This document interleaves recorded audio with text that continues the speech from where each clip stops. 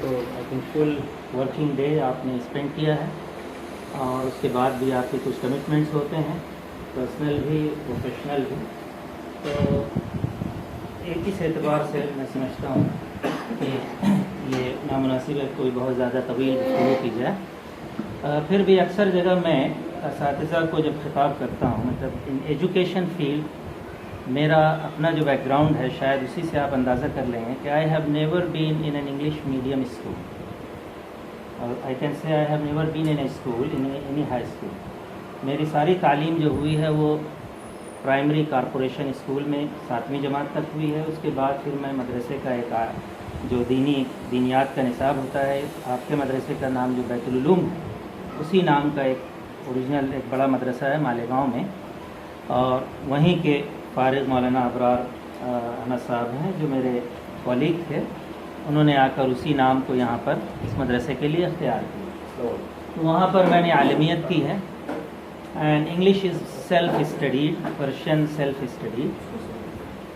اور اس طرح جدید جو تعلیم و تربیت کا فلسفہ ہے، یعنی modern education philosophy and modern teaching and learning, جو best practices in the world ہیں، اس سب کا بذات خود مطالعہ کیا ہے. اور مائی اون ایکسپیریمنٹس، میرے اپنے خود ذاتی تعلیمی تجربات ہیں جو مالیگاؤں اور ابوظہبی میں UAE میں نے کیے. اور اس طرح میں بہت سارے مروجہ یعنی contemporary and prevalent education system and philosophies سے کے بارے میں ایک ناقدانہ رائے رکھتا ہوں. I have my own critical views about education system as such prevalent in the world. اور اس کا اظہار میں نے ہر سطح پر کیا ہے، یعنی علماء سے خطاب کرتے ہوئے بھی جس کا تعلق دینی مدارس کے نظام تعلیم سے ہے، اور اسی طرح جدید عصری تعلیم کی درسگاہیں جنہیں کہا جاتا ہے. and I have been a vice principal of an English medium school for 12 years in Abu Dhabi. اس کے بعد I have been working as CTL, that is curriculum team leader. یہ برٹش سسٹم میں ایک پوسٹ ہوتی ہے which is next to the principal, just like head master. اور اس کا کام یہ ہوتا ہے کہ کریکولم ڈیزائن کرنا، ٹیچرس کو ٹرین کرنا to teach that particular curriculum effectively, کس طریقے سے وہ اس نصاب کو، اور نصاب کا مطلب، کریکولم کا مطلب ٹیکسٹ بکس نہیں، we don't teach text books. اور میں نے خود بھی جو مدرسہ قائم کیا تھا عربک لینگویج ٹیچنگس کا، that was without any textbook. اس کو میں کہتا تھا کہ تعلیم دو طرح کی ہوتی ہے، ایک book centred education and life centred education. ایک ہے کتاب مرکوز تعلیم، اور ایک ہے لائف حیات مرکوز تعلیم، جس کا یعنی زندگی کے جو حقائق ہیں، زندگی کے جو واقعات ہیں، جو روزمرہ کے تجربات ہیں، ان کی بنیاد پر ان کو مواد بنا کر ان سے مربوط کر کے you are teaching in the classroom to be connected with the real life situation. اگر آپ اسے ایک ٹیکسٹ بک میں کنفائن کر دیں تو وہ ایجوکیشن نہیں رہتی. That becomes a kind of intellectual enslavement. کیونکہ کوئی بھی بک جو لکھی جائے گی وہ ایک خاص کانٹیکسٹ کو، سوشو کلچرل کانٹیکسٹ، ایک سماجی اور ثقافتی سیاق ہے، پس منظر ہے، جس میں محصور ہو کر ایک بات کہی جاتی ہے. میری نظر میں تعلیم کا مطلب ہے the emancipation of human mind from the contextual slavery, کہ جس سیاق و سباق میں، جس ثقافتی اور سماجی رجحانات کے دائرے میں انسانی ذہن نشوونما پا رہا ہے. آپ نے نشوونما پائی ہے، آپ کے بچے نشوونما پا رہے ہیں. جب آپ تعلیم و تعلم کا عمل کر رہے ہیں تو اس کی کامیابی کا معیار یہ ہے کہ آپ اس سیاق و سباق سے اوپر اٹھ کر کائنات اور فطرت کے حقائق کو جان سکیں اور اس کو برت سکیں، اس کو اپلائی کر سکیں ان دا ریئل لائف سچویشن. مثال کے طور پر میں دو باتیں کہوں گا. یعنی اس کو میں یوں بھی کہتا ہوں کہ کریٹیو یا انوویٹیو اپروچ ٹو ایجوکیشن وہ ہوگا جب آپ کے اندر یا آپ کے طلبہ کے اندر یہ کیپیسٹی ڈیولپ ہو کہ they can decontextualize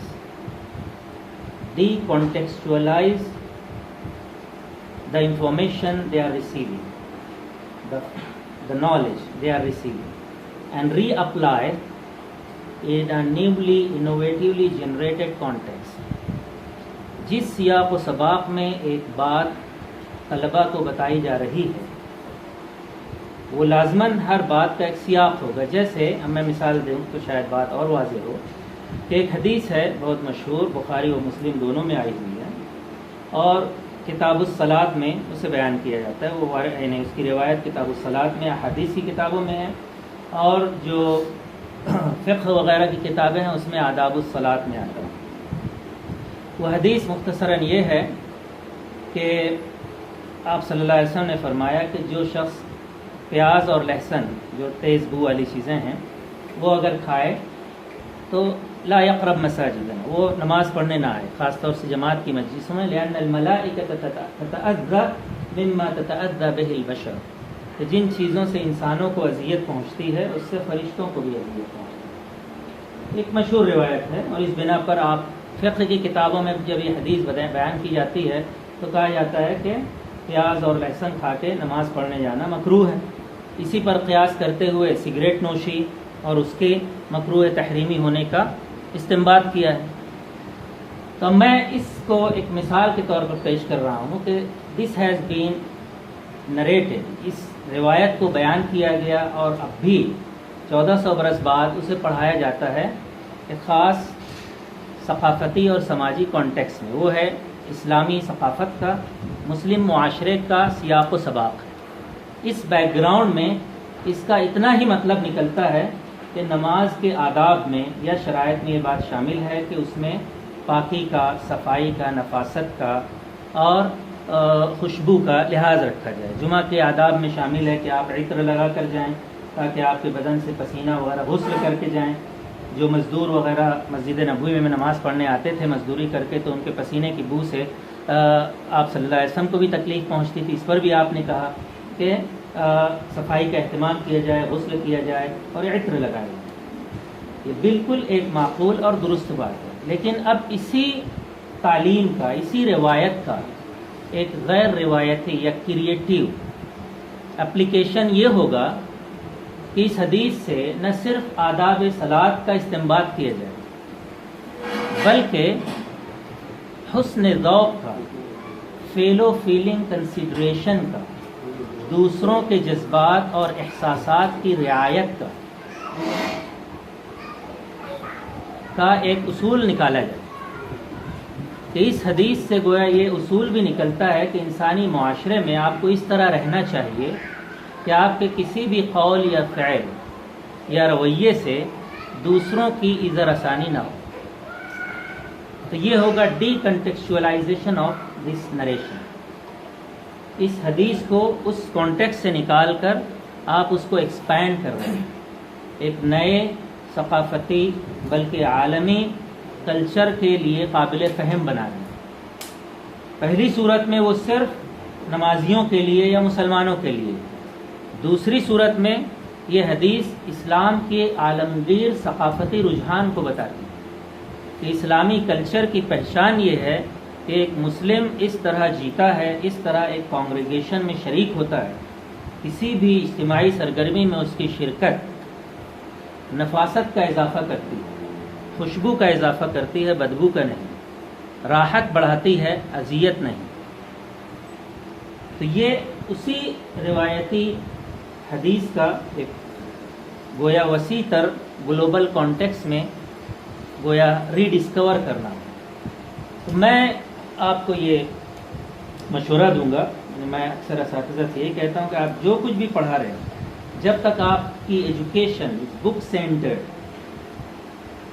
that is not enriching your mind اور اسٹوڈنٹس مائنڈ. طلباء کا ذہن کبھی یعنی شاداب اور کریٹیو نہیں ہو سکتا جب تک وہ کتاب کے اندر محصور ہے. کتاب کے سیاق و سباق کو توڑ کر ایک نئے عالمی افکار کو پیدا کرنا ہوگا یا دریافت کرنا ہوگا، تب حقیقی طور پر ذہن متعلم بنتا ہے. اسے علم کی وسعت کا اور اس کے اکتشافی پہلوؤں کا ادراک ہوتا ہے۔ اب یہی چیز مثلاً آپ فزکس پڑھا رہے ہیں اور نیوٹن کا مثلاً لا آف موشنز ہے، لاز آف موشنز میں آپ ایک شاید تھرڈ یا سیکنڈ لا آف موشنز ہے، every action has its equal reaction but in opposite direction, یہی کچھ اس کی ڈیفینیشن ہے کہ ہر عمل کا رد عمل مساوی لیکن مخالف سمت میں۔ اب اس کا تجربہ آپ لیب میں یا ورچوئل لیب میں کمپیوٹر پر مختلف قسم کے آبجیکٹس کو ٹکرا کر یا کسی اور شکل میں بتاتے ہیں، لیکن اسی کو جب آپ ڈی کانٹیکسچوئلائز کریں بیانڈ دا فزکس، کیونکہ یہ بہرحال ایک قانون فطرت ہے، یہ چیز انسانی معاملات، اخلاقیات، پڑوسیوں کے ساتھ روابط اور دوسری مذہبی اور ثقافتی اکائیوں کے ساتھ روابط پر اس کو اگر آپ اپلائی کریں، ہیومن بیہیویئر پر اپلائی کریں، تو اس وقت بھی اس کے کچھ نہ کچھ اطلاقات آپ دریافت کر سکتے ہیں، کچھ نئے اصول مرتب کر سکتے ہیں ہیومن ریلیشنز کے بارے میں، relations between minority and majority.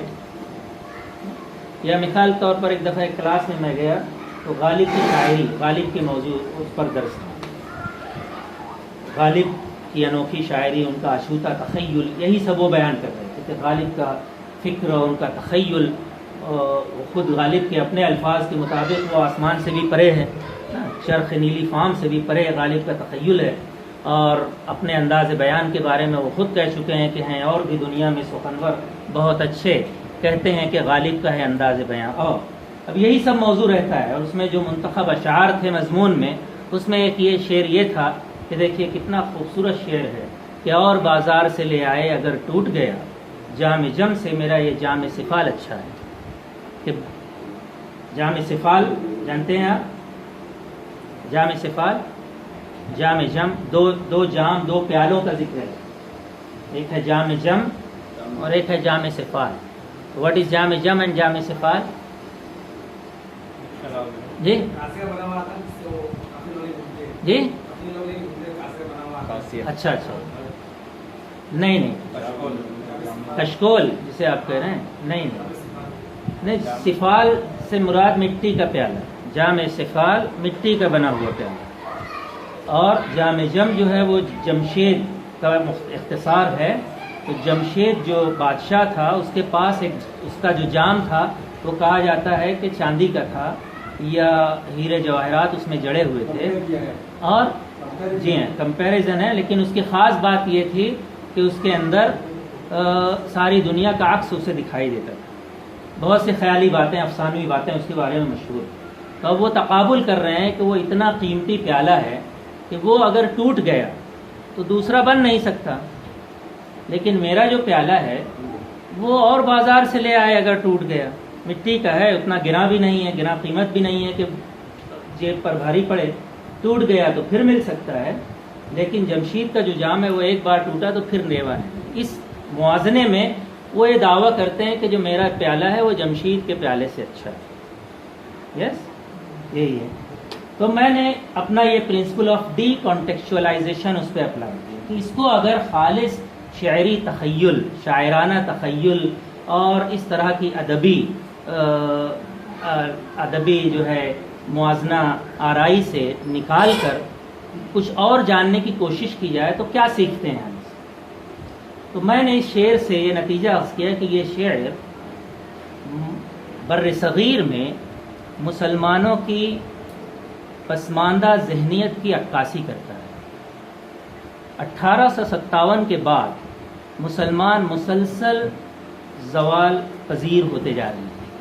1857 کے بعد علی گڑھ مسلم یونیورسٹی کے قیام تک جو مسلم تعلیم یافتہ افراد کے اعداد و شمار ہیں، آپ کو یہ جان کر حیرت ہوگی کہ غالباً 1862 میں کے سروے کے مطابق پورے ہندوستان میں، جو کہ اس وقت متحدہ ہندوستان تھا یعنی بشمول پاکستان، بنگلہ دیش، بر صغیر، اس میں بی اے کی ڈگری رکھنے والے مسلمانوں کی تعداد صرف 17 تھی اور غیر مسلموں کی 487۔ اور صرف 2 ایم اے تھے پورے ملک میں مسلمان ڈگری ہولڈرز، اور غیر مسلموں میں ایم اے 78 تھے. یہ تناسب تھا. اب ہم سمجھتے ہیں اس وقت سے لے کر آج تک تقریباً 150 صدی کا عرصہ گزرا. اب اگر اس کا موازنہ آپ 2006 یا 7 میں شائع ہونے والی سچر کمیٹی رپورٹ سے کریں تو اس کے مطابق the Muslims in India are the lowest of the low. At some places they are even more backward than the most backward scheduled tribes and scheduled caste. دلتوں اور دوسرے جن کو آلریڈی پچھڑا ہوا سمجھا جاتا ہے ان سے بھی زیادہ مسلمان ایجوکیشن میں، اکانومکس میں، اقتصادیات میں اور معیار صحت میں، حفظان صحت کی پابندی میں یا صحت کے معیار میں ان سے پچھڑے ہوئے. اور میں سمجھتا ہوں اس کی وجہ غالب کا یہ شعر ہے. مسلمانوں کا یہ ذہن بن گیا کہ دوسروں کے پاس جو کچھ بھی اچھا ہے اسے کمتر سمجھو، اور اپنے پاس مٹی کا پیالہ بھی ہو تو اسے سب سے بڑھ کر بتاؤ. یہ ذہنیت بن گئی. جام جم سے میرا یہ جام سفال اچھا ہے کہ ہر مسلمان وہ سمجھے ہوئے کہ ہم کیسے بھی ہیں، شرابی ہیں، یہ بھی، پھر بھی ہم کچھ نہ کچھ پہلو نکال لیں گے اپنی برتری کا کہ ہم بہرحال سب سے بہتر ہیں، ہم خیر امت.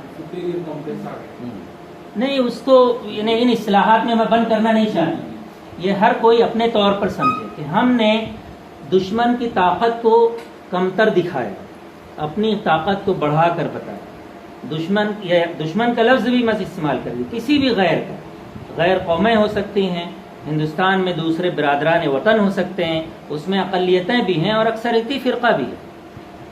ہمارے یہاں یہ مزاج ہی بہت کم ہے کہ دوسروں کی خوبیاں دیکھیں اور ان سے انسپائر ہوں، اس کے اسباب کا پتہ لگائیں کہ اگر وہ متحد ہیں تو ان کے اتحاد کے اصول کیا ہیں، اگر وہ تعلیمی اعتبار سے ترقی کر رہے ہیں تو اس کی وجوہ کیا ہیں، کس طرح وہ اپنے اداروں کی تنظیم کرتے ہیں، کس طرح وہ اپنی سماجی سرگرمیوں کی تنظیم کرتے ہیں. تو اسے ہم نے بعد میں بتدریج انہی کی تقلید میں پھر اپنایا بھی، دوبارہ پھر بند ہو جاتے ہیں. تو میں یہ صرف غور کرنے کے لیے مثالیں دے گا کہ یہ شعر اگر خالص ادبی سیاق سے نکال کر آپ سمجھیں تو یہ معلوم ہوگا کہ یہ بحیثیت مجموعی مسلمان اپنی ہر پہلو سے دوسروں کے مقابلے میں یہ سمجھتے ہیں کہ ہم بہتر ہیں. یہاں موازنہ ایمان اسلام، ایمان اور کفر کا نہیں، ہم حق و باطل کی بات نہیں کر رہے، کیونکہ اس کا فیصلہ نہ میں کر سکتا ہوں نہ دوسرے، اس کا فیصلہ خدا کرے. هو اعلم بمن اهتدى، یہ اللہ جانتا ہے کہ کون ہدایت یاب ہے اور اللہ ہی یہ فیصلہ کرے. کوئی کہے کہ میں متقی ہوں یا مسلمان سب سے زیادہ متقی ہیں تو یہ غلط ہوگا. اللہ کے رسول فرماتے ہیں التقوی ہاہنا ان اکرمکم عند اللہ اتقاکم. اس کے علاوہ جو کچھ ہے اور وہ خدا ہی کو معلوم ہے کہ اتقا کون ہے. اس کے بعد جو کچھ ہے وہ سب معاملات دنیا ہیں، اس کے جو معیارات ہیں وہ ویسے ہی رہیں گے. اور یہ چیز خود اسوہ نبوت میں موجود ہے. رسول اللہ صلی اللہ علیہ وسلم نے ہجرت کا جو گویا ایکشن پلان بنایا، ہجرت مدینہ سے مکہ سے مدینہ ہجرت کا میری پلاننگ کرتا ہے، وہ پورے جو نیٹ ورک ہے روڈ ویز کا اس کو سب خبر ہوتی ہے کہاں سے کون سا روڈ کیسے نکلے گا، کیسے کراس ہوگا، کہاں فلائی اوور بنے گا، کہاں ٹریفک کنجسشن ہوگا، اس کو کیسے کنٹرول کرنا ہے وغیرہ. تو صحرا میں سفر کرنے کے لیے صحرائی ماہرین ہوا کرتے. اس صحرائی ماہر کا نام ہے عبداللہ ابن عریقہ جو کہ مشرک تھا، اور آپ نے اس سے مدد اعتراف کیا کہ ایک مشرک بھی زندگی کے بعض معاملات میں ایک پیغمبر سے زیادہ واقف کار ہو سکتا ہے. یہ تاریخی مثال ہے. تمام مورخین یعنی تمام سیرت نگاروں نے رسول اللہ صلی اللہ علیہ وسلم کی سیرت میں یہ بات بیان کی ہے. اور اس سے آپ 3 دن بعد ملے اور پھر وہ لے کر آپ کو خفیہ راستوں سے گیا، اور اس بنا پر آپ تک وہ تحفظ یعنی غار طور میں چھپنے کا پلان، پھر وہاں سے 3 دن بعد اس سے مل کر دوسرے راستے سے مدینہ پہنچنے کا. ایسے ہی جب آپ مدینہ پہنچے ہیں، غزوہ بدر ہوا ہے، غزوہ بدر میں 70 مشرک قیدی آئے. ان 70 مشرک قیدیوں کے بارے میں فیصلہ کیا گیا کہ ان کو فدیہ لے کر چھوڑ دیا جائے. مختلف رائے ہوئی لیکن فائنل رائے یہ ہوئی کہ ان کو فدیہ لے کر چھوڑ دیا جائے 10,000 درہم. جن کے پاس کیش نہیں تھا ان کے بارے میں جانچ کی گئی کہ وہ کیا کر سکتے ہیں, اس کا ایکویویلنٹ کیا ہوگا. تو ان میں کوئی اسلحہ ساز تھا, نیزہ, بھالا, تیر وغیرہ بنا سکتے تھے. تو ان سے کہا گیا کہ وہ 1000 یا 100 یا 5 جو بھی تعداد ہو, وہ آپ تاریخ میں دیکھ سکتے ہیں کہ اتنے اتنے تیر اور نیزے بنا دیں, یہ ان کا فدیہ ہوگا. کچھ اور بچ رہے تھے 10 12 15 افراد جن کے پاس نہ پیسہ تھا نہ اس طرح کا کوئی دستکاری کا ہنر تھا. اب وہ کیا کریں, تو وہ لکھنا پڑھنا جانتے. آپ نے ان کا فدیہ یہ مقرر کیا کہ وہ 10 یا 15 مسلم بچوں کو لکھنا پڑھنا سکھائیں. وہ آپ نے پہلا گویا جو آرگنائز ایجوکیشن پروگرام بنایا, اس کے سارے ٹیچر مشرک تھے. اور نہ صرف مشرک, prisoners of war, they were at war against Islam. وہ اسلام کے جنگی دشمن تھے جنہیں گردن زدنی قرار دیا جا سکتا. تو نہ صرف مشرک بلکہ جنگی قیدیوں کی ہنر کو سراہا گیا, ان کے علم و دانش کو سراہا گیا, اور اسے 10,000 درہم معاوضہ دے کر 10 بچوں کو, یعنی اتنی تنخواہ آج بھی آپ کو نہیں ملتی جتنی اللہ کے رسول نے ان مشرک ٹیچروں کو. 10,000 درہم 10 بچوں کو پڑھانے کے لیے, وہ بھی بیسک لٹریسی, میتھس, کمپیوٹر, یہ سب نہیں پڑھانا, جسٹ بیسک لٹریسی, کہ وہ read and write, that's all. 8-10 دن کا کام ہے وہ, ان کو پڑھا دینا. اب اس سے کیا ہم سبق سیکھتے ہیں؟ سیرت میں یہ واقعات آپ نے بھی پہلے سنے ہیں, لیکن I am presenting in a different context. ایک مختلف سیاق میں جب آپ اس پہ غور کریں تو معلوم ہوگا کہ حیرت انگیز آپ کا یہ اسوہ ہے کہ علم دانش کے معاملے میں کوئی غیر بھی برتر ہو سکتا ہے, ہم اس کے شاگرد ہو سکتے ہیں, اور اس میں کوئی خطرہ بھی نہیں.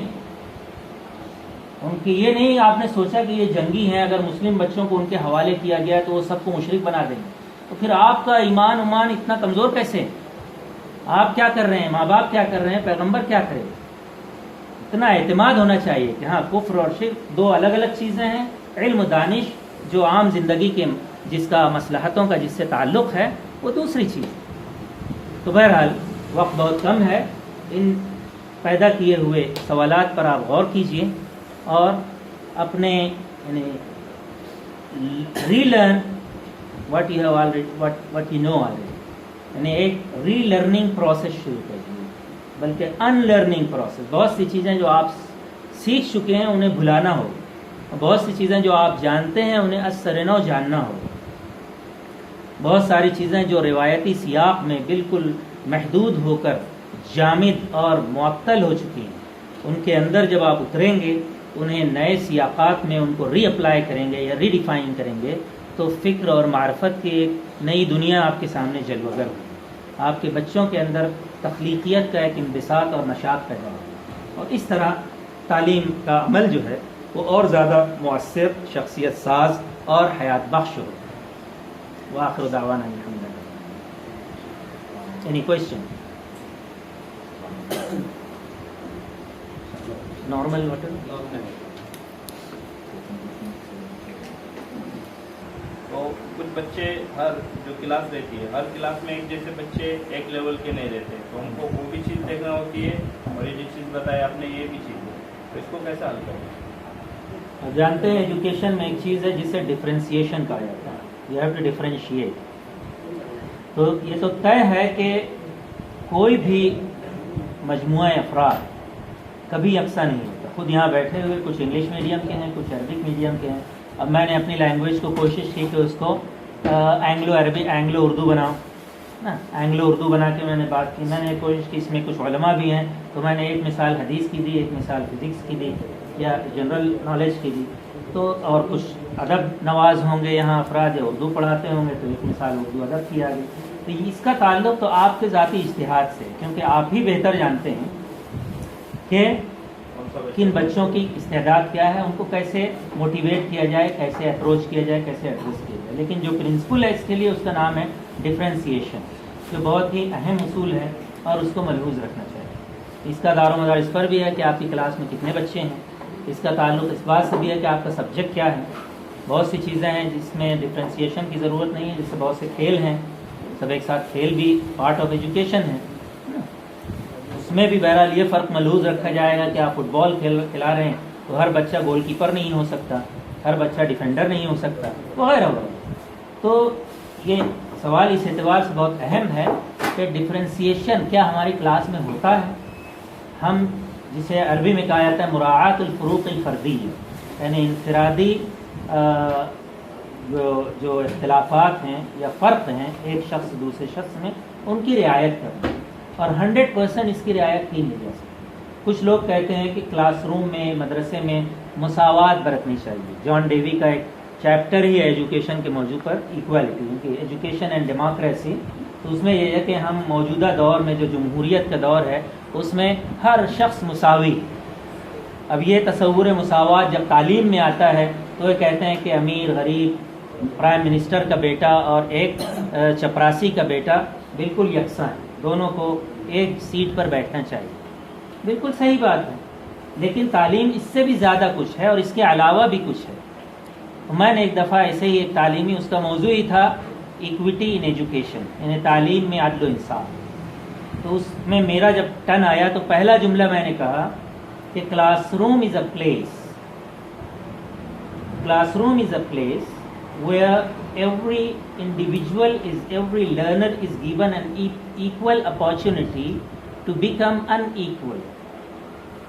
کلاس روم ایک ایسی جگہ کا نام ہے، درسگاہ ایک ایسی جگہ کا نام ہے جہاں ہر متعلم فرد کو یکساں موقع دیا جاتا ہے، مساوی موقع دیا جاتا ہے تاکہ وہ غیر مساوی بن سکے۔ اس پر شروع میں بہت ہنگامہ ہوا، یہ کیا بات ہے، دیٹ از ان ایکو، کیونکہ جب مساوی موقع دیا جاتا ہے بس آپ صرف اتنا کر سکتے ہیں کہ you must give equal accessibility, آپ کا attention you have to share and distribute equally, لیکن یہ کہ اس کو کیسے ریسیو کرنا ہے یہ بہرحال انڈیویجول کا کام ہے۔ ایک طالب علم آپ کی کلاس میں بیٹھا ہے اور اپنے دماغ میں ہی is physically present and mentally absent. خود ابھی بھی ہو سکتا ہے کہ اس مجمع میں بھی کوئی یہاں ہو اور جسمانی اعتبار سے اور ذہنی اعتبار سے بازار میں ہو یا اپنے کسی دوست کے پاس ہو، یا اس کی خبر آپ کو آج 12 بجے دی گئی اور ان کا کوئی آلریڈی اپائنٹمنٹ کسی کے ساتھ 10 بجے ہو چکا تھا۔ اب آپ ذہنی طور پر وہاں ہیں کہ میں ان سے کیا کہوں گا، اور وہ اگر یہ پوچھیں تو کیا جواب دوں گا وغیرہ، یا پھر آپ یہ سوچ رہے ہیں کہ مفتی شاکر یا مولانا ابرار کبھی بھی کسی کو لے کر آ جاتے ہیں اور خامخواہ جو ہے ہمارا ٹائم ویسٹ ہوتا ہے وغیرہ وغیرہ۔ یو آر فری، میں نہ اس کو ریموو کر سکتا ہوں۔ ایسے ہی کوئی بھی بچہ جو ہے اس کے ذہن میں کوئی بھی بات ہو سکتی ہے۔ ایک دفعہ میں نے طلبہ کو، یعنی ابھی وقت ہے آپ فوراً جانا چاہتے ہیں، you can go just run اور واک آؤٹ۔ تو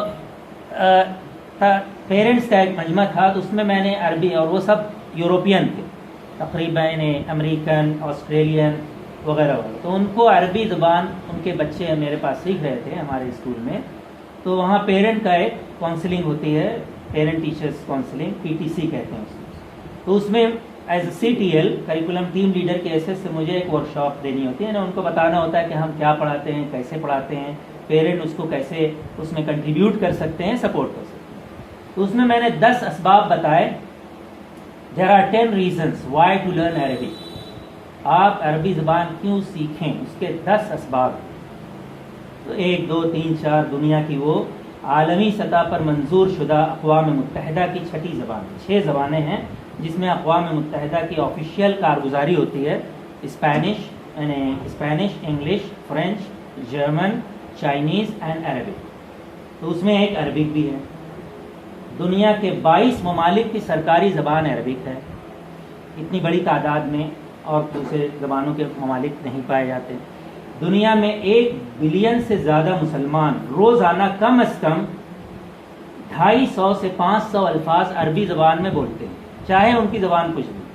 قرآن کے الفاظ سنتے ہیں، اذان جو سنائی جاتی ہے اللہ اکبر اللہ اکبر، گن لیجیے اس کے الفاظ عربی ہیں۔ اور راؤنڈ دا کلاک 24 گھنٹے میں کوئی منٹ اور سیکنڈ ایسا نہیں ہے کہ جہاں دنیا میں کہیں نہ کہیں اذان نہ ہو رہی. اس کو میں نے پورا ٹائم زون بنا کے بتایا, ورلڈ ٹائم زون وغیرہ. تو وہ سب دنگ رہ گئے. اس کے بعد میں نے بتایا کہ یہ 10 اسباب کے علاوہ, اس میں جانے کی ضرورت نہیں, جو انٹرسٹنگ پوائنٹ ہے وہ یہ ہے کہ ان 10 اسباب کے علاوہ بھی کوئی سبب ہے جو ہم آپ میں سے ہر کوئی ڈھونڈ سکتا ہے کہ وائی آئی شوڈ لرن عربی.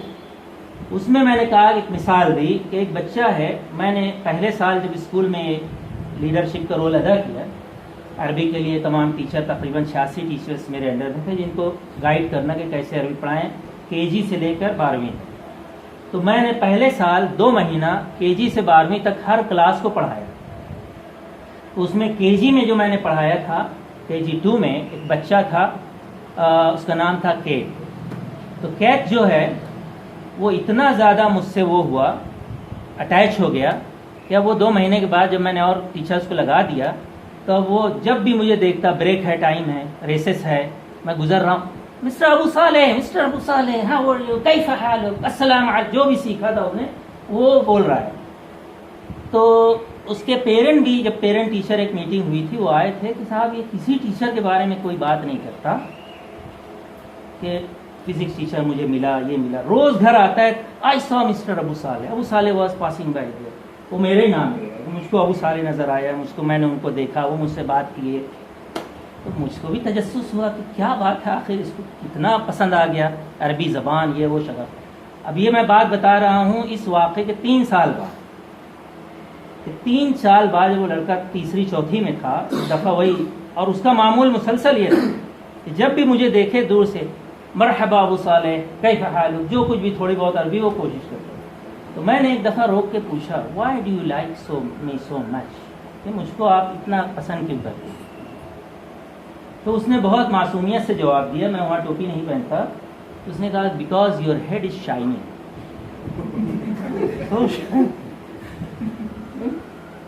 تو میں نے یہ پیرنٹ کو بیان کیا, تو میں نے اس کو جواب دیا بچے کو, ونڈرفل. اینڈ میں نے اس سے پھر پوچھا, do you know why my head is shining. No, of course not. Because I have shining thoughts and ideas, bright ideas are generating in my mind, so my head is shining. Oh, bravo, wonderful. چلا گیا. This is نہ میں نے اس کے اس جواب کو insult سمجھا کہ یہ جو ہے سر پر بال نہیں ہے, چٹان ہے, ٹکلا ہے, کچھ بھی بولیے آپ. But I took it seriously. میں نے پیرنٹس سے بیان کیا, وہ سب دنگ رہ گئے, ان کے پیرنٹ بھی بیٹھے ہوئے تھے کیٹ کے.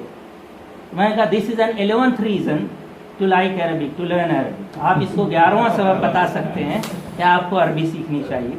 تو یہ ہے in differentiation, how to approach, how to motivate. تو ایک انسلٹنگ سچویشن بھی, ایک بچہ کچھ اس طرح ریئیکٹ کرے گا, جمع ہی لے گا, انگڑا ہی لے گا, یا وہ کہے گا سب بور ہے. میں یہ بھی کرتا تھا کہ ہر 6 ہفتے کے بعد وہاں پر برٹش سسٹم میں ہاف ٹرم بریک ہوتا ہے. آفٹر ایوری 6 weeks 2 دن کا بریک ہوتا ہے, چھٹی رہتی ہے بچوں کی بھی, اساتذہ کی بھی. اس میں دوسرے اور ورک ہوتے ہیں, پیپر.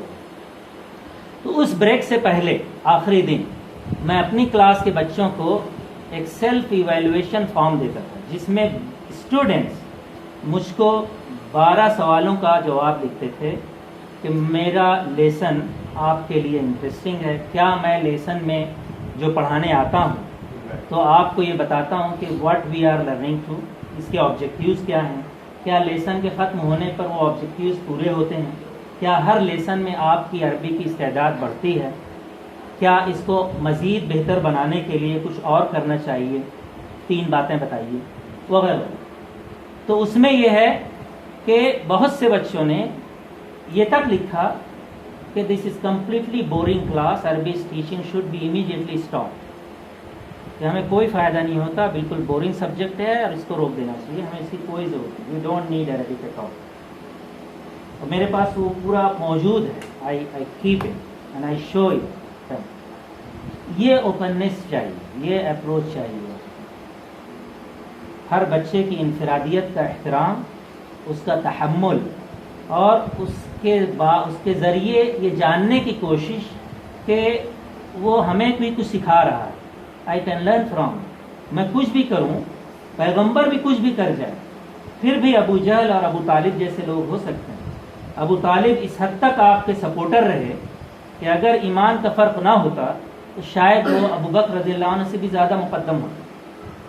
شیب ابی طالب میں جو سپورٹ انہوں نے دی ہے پوری انسانی تاریخ میں اس طرح کا صرف یعنی ایک شخص جس کے مشن سے آپ کو کوئی واسطہ نہیں، ابو طالب، پھر بھی اپنے پورے خاندان سمیت اس بائیکاٹ کا تحمل کیا. یہ انسانیت کے ناطے رشتہ داری کے، مگر وہ ایمان سے محروم رہا. ان کے اندر جو آبا پرستی کا زہر گھل چکا تھا، سرایت کر چکا تھا آبائیت کا. اعلیٰ دین عبد المطلب، آخر وقت میں وہ لا الہ الا اللہ یا اعلیٰ دین محمد بن عبداللہ کہنے کے بجائے اعلیٰ دین عبد المطلب. تو پیغمبر سے بڑا ٹیچر کون ہو سکتا ہے؟ اور پیغمبر آخر الزماں صلی اللہ علیہ وسلم تو ideal, supreme ideal teacher for the entire humanity, ساری انسانیت کے معلم اعظم. تو اگر آپ کی تعلیم سے بھی کے نتیجے میں بھی کچھ افراد اس سے فیضیاب ہونے سے محروم رہ سکتے ہیں تو یہ ان کا اپنا ذاتی فیصلہ ہے. خدا کو معلوم ہے اس میں کیا حکمت ہے، ہم نہیں جانتے. ایسے ہی ابو جہل ہے، اس سرکشی کی حد تک اس نے آپ کی مخالفت کی، آپ کی ہر بات کو ٹھکرایا. ابو لہب ہے، اس نے بھی انتہائی کمینگی کی حد تک آپ کی مخالفت کی، آپ کا مذاق اڑایا وغیرہ. تو یہ ڈفرینسز تو موجود رہیں گے، اور سائیکالوجی کا ایک خاص مطالعہ میدان ہی ہے، سائیکالوجی آف ہیومن ڈفرینس. یہ فرق کیوں آتے ہیں، کیسے آتے ہیں، کوئی نہیں جانتا. وہ خود ہمارے لیے ایک سرچشمہ معلومات، سرچشمہ علم، اسے سیکھنا ہوگا، اسے برداشت کرنا ہوگا. ایک چھڑی سے سب کو ہانکا نہیں جا سکتا. تو ڈفرینسیشن بہت اہم ہے، اور وہ سکھانے سے زیادہ سیکھنے کی چیز ہے. We have to learn from our own students. اور اس لیے میں کہتا ہوں the best teacher is the best learner. احسن معلم احسن متعلم. بہترین معلم بہترین متعلم ہوتا ہے. وہ ہر وقت ہر بات سے اور ہر شخص سے سیکھتا ہے. وہ صرف سکھاتا نہیں، وہ مسلسل سیکھتا ہے. وہ یہ بھی سیکھتا ہے کہ کیسے سکھایا جائے، یہ بھی سیکھتا ہے کیسے نہیں سکھایا جائے، اور یہ بھی سیکھتا ہے کہ سب کچھ سکھا کر بھی کیسے کوئی نہیں سیکھ سکتا جس میں وہ خود بھی شامل ہو سکتا ہے. یہ سب ایسے ریفلیکٹیو اسپیکٹس ہیں، ایسے غور اور تأمل کے پہلو ہیں جس پر مسلسل غور کرنے سے بھی آپ ڈی کنٹیکسچوئلائزیشن کا عمل کر سکتے ہیں. سیاق و سباق سے نکال کر، جو روایتی سیاق و سباق کسی بات کا پس منظر ہے، اس سے ہٹ کے نئے سیاق میں جا سکتے ہیں. اور یہ سب بات جو میں بول رہا ہوں وہ صرف ایسی نہیں ہے کہ جدید فلسفہ پڑھ کر انگلش پڑھ کر بول رہا ہوں. یہ سب میں نے نکالا ہے اسوہ نبوت سے، قرآن و حدیث سے. رسول اللہ صلی اللہ علیہ وسلم نے، یہ آخری بات ہے اس نشست کی، رسول اللہ صلی اللہ علیہ وسلم نے مثال کے طور پر جب ہجرت کا حکم آ گیا، اجازت مل گئی، صحابہ کو ترغیب دینی شروع کی، ہجرت کریں. پہلے ہجرت حبشہ ہوئی، دوسری ہجرت حبشہ ہوئی، پھر ہجرت مدینہ ہوئی، اس کے بعد آپ بھی چلے گئے، اور پھر 8 سال تک ہجرت کا سلسلہ قائم رہا، خفیہ، علانیہ وغیرہ وغیرہ. 8 سال بعد جب مکہ فتح ہوا ہے تو آپ نے اعلان کیا لا ہجرت بعد الفتح. فتح مکہ کے بعد دیر از نو مائگریشن. آپ نے ہجرت کو ری ڈیفائن کیا، جبکہ آپ ہجرت کا ثواب اور اس کے وہ پڑھیں، قرآن میں حدیث میں وہ آیتیں پڑھیں جس میں الذین آمنوا وہاجروا وجاہدوا، تو جو ہجرت اور اس کے فضائل ہیں وہ اتنے زیادہ ہیں کہ ہر شخص چاہے گا کہ وہ مہاجر بن جائے. لیکن فتح مکہ کے بعد کانٹیکسٹ بدل گیا، geopolitical and sociocultural context change ہو گیا. اینڈ ہجرت in the sense of migration from Mecca to Medina has no sense, no meaning. کیونکہ اس کے بعد ہجرت کر کے مدینہ سب اگر چلے جائیں مکہ کے لوگ تو مدینہ اوور پاپولیٹڈ ہو جائے گا، وہاں اور سینیٹری پرابلم شروع ہو جائیں گے، ہیلتھ پرابلم شروع ہو جائیں گے. تو آپ کی دوراندیشی دیکھیے، آپ کی پیغمبرانہ بصیرت دیکھیے، معلمانہ حکمت دیکھیے کہ امیجیٹلی آپ نے ری ڈیفائن کیا ہجرت کو. یہ کوئی نہ لکھتا ہے نہ بولتا ہے. ہمارے اردو لٹریچر میں، سیرت کی کتابوں میں یہ بات ہے ہی نہیں کہ آخر اس کے پیچھے راز کیا ہے. اس کانٹیکسٹ، اس سیاق کو ہم سمجھیں. تو ہجرت کو گویا آپ نے ری ڈیفائن کیا. اس طرح بہت ساری اور چیزوں کو ری ڈیفائن، اس کی اثر نو تعریف کی جا سکتی ہے، نئے سیاق میں اس کے نئے معنی بتائے جا سکتے ہیں. ایسے ہی غزوہ تبوک اور اس کے بعد آپ نے ہاں تبوک کے بعد جب تبوک سے واپسی ہوئی تو آپ نے کہا کہ رجعت من الجہاد الاصغر الى الجہاد الاکبر، تم جہاد اصغر سے جہاد اکبر کی طرف واپس آئے. جہاد اکبر جو ہے وہ جہاد النفس ہے.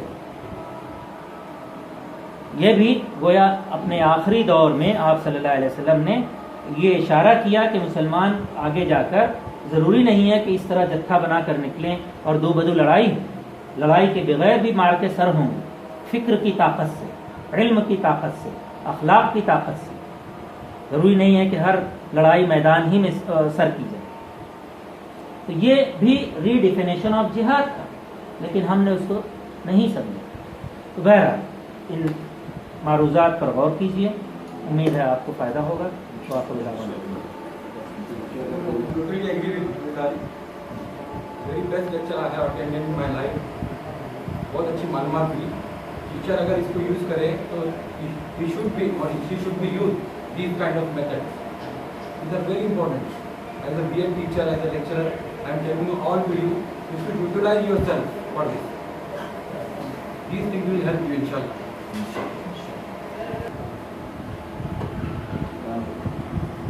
اکرامہ ایجوکیشن سوسائٹی اور امت ایجوکیشن چیریٹیبل ٹرسٹ اور اس کے ماتحت چلنے والے جو ادارے ہیں انگلش اسکول اور اردو اسکول اور مدرسہ العلوم اور اقتصاد کی طرف سے اور تمام پرنسپل کی طرف سے اور تمام ٹیچر کی طرف سے ہم سب آپ کا بہت بہت شکریہ ادا کرتے ہیں کہ آپ نے اپنے سبھی خیالات سے ہمیں روشناس کرایا. اور انشاءاللہ اسکول ٹائپ کے اندر بھی ہم اس کے اوپر عمل پیرا رہیں گے. ایسے امید بھی رکھتے ہیں انشاءاللہ.